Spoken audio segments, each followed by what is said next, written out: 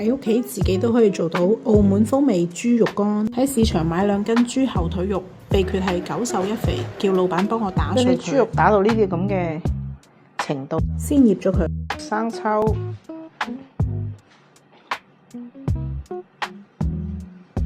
蠔油、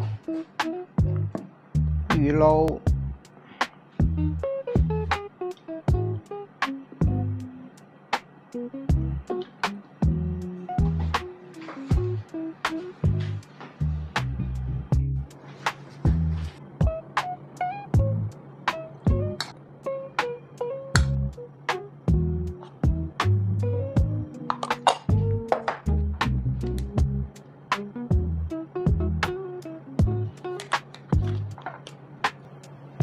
好，撩勻佢。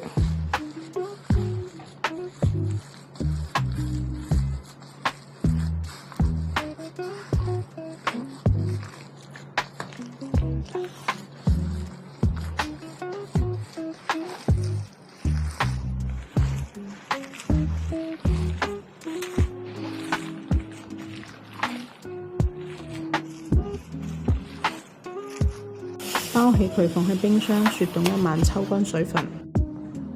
好啦，第2日攞出嚟烤，先將油紙鋪1層油，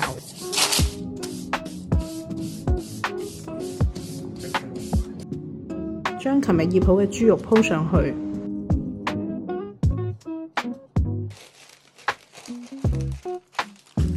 上面再鋪多1層油紙，用壓麵杆壓平佢。如果冇壓麵杆嘅話，其實用手都可以嘅。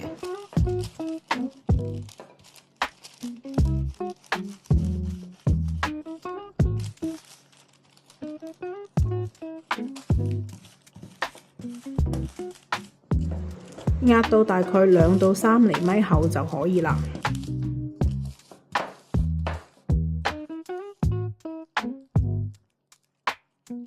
呢個時候先預熱我哋嘅烤箱，180度預熱10分鐘。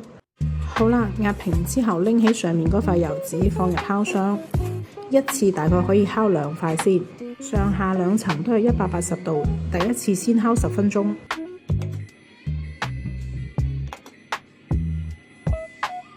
10分鐘之後攞出嚟，呢個時候啲豬肉已經有少少熟啦，上邊先鋪1層蜂蜜水，如果你中意食甜嘅純蜂蜜都可以，再落一啲芝麻，